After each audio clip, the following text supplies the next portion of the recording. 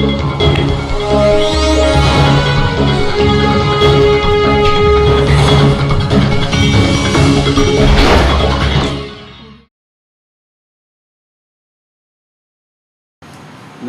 कृतिभूमि news में आपका स्वागत है। आप देख रहे हैं कोरोना स्पेशल। कोरोना स्पेशल में हम आपको बता दें, पिछले 24 घंटे में 15,600 संक्रमित बढ़े। अब तक 4,56,000 केस। भारत में प्रति लाख मरीजों की संख्या सबसे कम, अमेरिका सबसे आगे। देश में कोरोना संक्रमितों की संख्या 4,56,062 हो गई है। मंगलवार को 15,600 नए मरीज बढ़े और 10,000 से ज़्यादा ठीक भी हो गए। दिल्ली में एक दिन में सबसे ज़्यादा 3,947 लोगों की रिपोर्ट पॉजिटिव आई है। राजधानी में अब तक 66,000 से ज़्यादा संक्रमित मिल चुके हैं। महाराष्ट्र में 3,214 नए मरीज सामने आए हैं। यहाँ 248 लोगों की जान भी गई है। उधर देश में कोरोना के तेजी से बढ़ते मामलों के बीच एक राहत की खबर है। WHO ने कहा है कि भारत में अधिक घनी आबादी होने के बावजूद प्रति लाख कोरोना मरीजों की संख्या सबसे कम है। दुनिया में प्रति लाख 116.67 मामले हैं, लेकिन भारत में इनकी संख्या 32.4 प्रति लाख है। सबसे ज़्यादा खराब हालत अमेरिका में है। यहाँ प्रति 1 लाख की आबादी पर 722 कोरोना के मामले सामने आए हैं। स्पेन में 627 और ब्राज़ील में यह आंकड़ा 524 है। उत्तर प्रदेश में बुधवार से एंटीजन टेस्ट शुरू होंगे। प्रदेश को एंटीजन टेस्ट किट मिल चुकी है। लखनऊ, प्रयागराज, वाराणसी, गोरखपुर, कानपुर नगर और मेरठ जिलों में शुरू किया जाएगा। इसके अलावा पूरे प्रदेश में स्क्रीनिंग के लिए 1 लाख से ज़्यादा टीमें बनाई गई हैं। पुणे के स्वास्थ्य विभाग ने बताया कि जिले में बीते 24 घंटे में 820 मामले सामने आए हैं, जबकि 13 मरीजों की मौत हुई है। यहाँ कोरोना के मामलों की कुल संख्या 16,851 है और अब तक 617 लोगों की मौत हो चुकी है। मध्य प्रदेश में मंगलवार को 183 मामले सामने आए और 4 मौतें हुई। सबसे ज़्यादा 54 मरीज इंदौर में मिले। भोपाल में 29, मुरैना में 23, ग्वालियर में 6, जबलपुर में 5 मरीजों की रिपोर्ट पॉजिटिव आई है। राज्य में अब तक 12,261 केस सामने आ चुके हैं। इनमें से 9,335 मरीज ठीक हुए हैं। कोरोना से अब तक 525 की जान भी गई है। महाराष्ट्र में मंगलवार को 3,214 संक्रमित मिले और 248 की मौत हुई। INS शिवाजी के 8 कैडेट्स की रिपोर्ट पॉजिटिव आई है। मुंबई में 824, ठाणे में 1,116 केस बढ़े। प्रदेश में संक्रमितों की संख्या 1,39,010 हो गई है। इनमें से 62,883 एक्टिव केस हैं। कोरोना से अब तक 6,531 लोगों ने जान गंवाई है। बिहार में मंगलवार को 157 मामले सामने आए हैं। पटना में सबसे ज़्यादा 35 और समस्तीपुर में 32 लोगों की रिपोर्ट पॉजिटिव आई है। राज्य में अब तक 8,050 लोग संक्रमित पाए गए हैं। इनमें 54 लोगों की मौत हो चुकी है। 6,027 मरीज ठीक भी हुए। राजस्थान में मंगलवार को 395 मामले सामने आए। इनमें से जयपुर में 107, जोधपुर में 40, भरतपुर में 18 मरीज मिले। राज्य में संक्रमितों की संख्या 15,627 हो गई है। अब तक 365 लोग जान गंवा चुके हैं। वहीं उत्तर प्रदेश में मंगलवार को 571 नए मरीज आए और 19 की जान गई। गौतम बुद्ध नगर में 59, गाजियाबाद में 34 और लखनऊ में 26 पॉजिटिव केस मिले। राज्य में संक्रमितों की संख्या 18,893 पहुंच गई है। यहां कोरोना से अब तक 588 लोगों ने दम तोड़ा।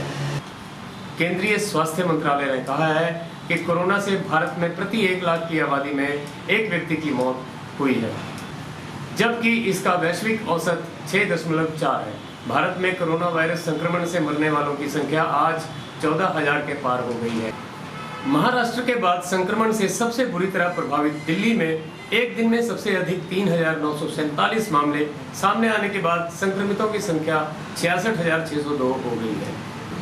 मंत्रालय के आंकड़ों के मुताबिक कुल 2,48,189 लोग ठीक हो चुके हैं। अब भी 1,78,014 लोग संक्रमित हैं, जिनका अस्पतालों में इलाज चल रहा है। बीते 24 घंटे के दौरान कोरोना के 10,994 रोगी ठीक भी हुए हैं। कोरोना महामारी के बीच धार्मिक आयोजनों पर WHO ने जताई चिंता, कहा इससे वायरल फैलने का ज्यादा खतरा है। कोरोना वायरस का कहर पूरी दुनिया में जारी है। इस महामारी से लाखों लोगों की जान जा चुकी है। हर दिन के साथ मामले बढ़ते जा रहे हैं। इसी बीच विश्व स्वास्थ्य संगठन यानी WHO ने चिंता जताई है।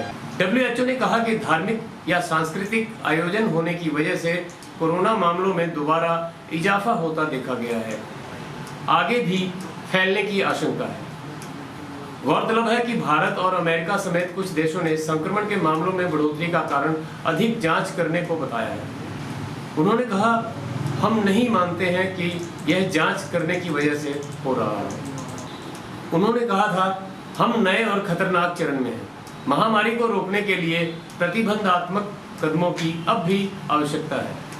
अनेक लोग घर में रहने से निराश हैं और देश अपने समाजों को खोलने के लिए उत्सुक है। टेड्रोस ने कहा कि वायरस अब भी तेजी से फैल रहा है और फिजिकल डिस्टेंसिंग, मास्क लगाने और हाथ धोने जैसे कदम अब भी महत्वपूर्ण हैं। कोरोना की दवा का दावा सही या गलत? अभी हाल ही में पतंजलि आयुर्वेद संस्थान द्वारा कोरोना की दवा बनाने का दावा किया गया, जो आज विवादों में घिरा नजर आ रहा है।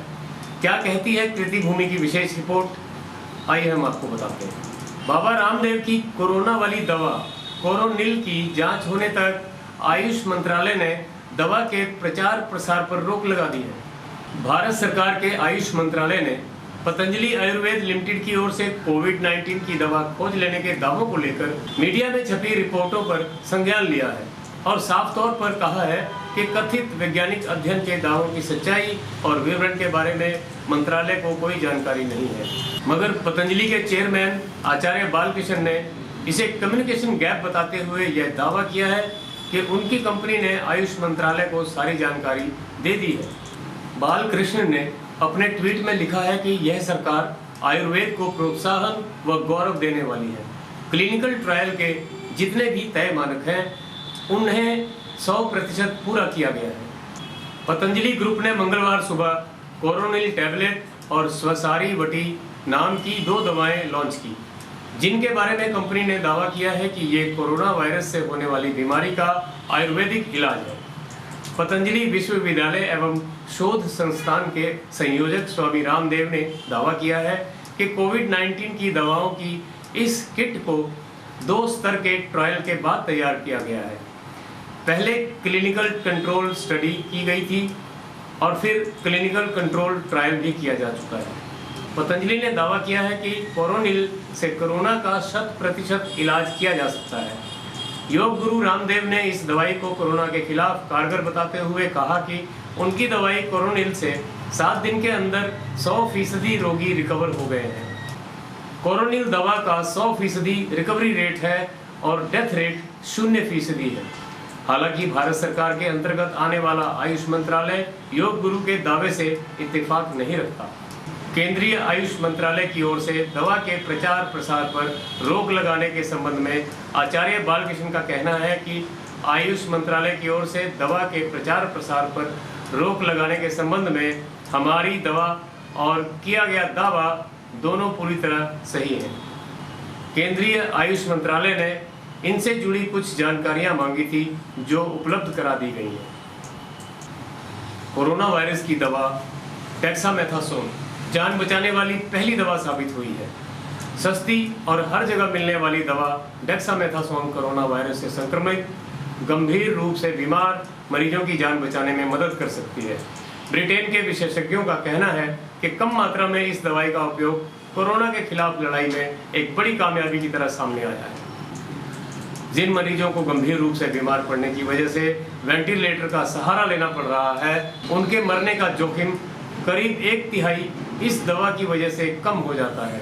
जिन्हें ऑक्सीजन की जरूरत पड़ रही है उनमें 5वें हिस्से के बराबर मरने का जोखिम कम हो जाता है। डेक्सामेथासोन 1960 के दशक से गठिया और अस्थमा के इलाज में इस्तेमाल होने वाली दवा है। शोधकर्ताओं का अनुमान है कि अगर इस दवा का इस्तेमाल ब्रिटेन में संक्रमण के शुरुआती दौर से ही किया जाता तो करीब 5,000 लोगों की जान बचाई जा सकती थी। क्योंकि यह दवा सस्ती भी है, इसलिए गरीब देशों के लिए भी काफ़ी फायदेमंद साबित हो सकती है। कोरोना के संक्रमण को रोकने वाली औषधियों के पौधों से लहलहाएंगे गंगा के किनारे। कोरोना संक्रमण के चलते आयुर्वेदिक दवाओं की बढ़ती मांग को पूरा करने के लिए अब गंगा के तटीय इलाकों के किसानों को औषधीय पौधे और जड़ी बूटियों की खेती के लिए प्रेरित किया जाएगा। इसके लिए गंगा नदी के किनारों पर औषधीय पौधों को उगाने के लिए बीज डालने का काम शुरू हो गया है।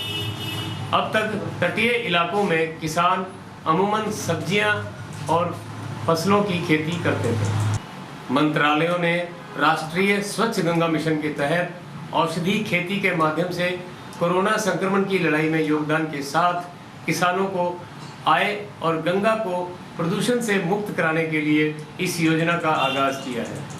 इसमें उत्तर प्रदेश, उत्तराखंड और पश्चिम बंगाल में 14 करोड़ 96 लाख रुपयों की लागत से 14 से ज़्यादा औषधीय पौधों और जड़ी बूटियों के बड़े पार्क बनाए जाएंगे।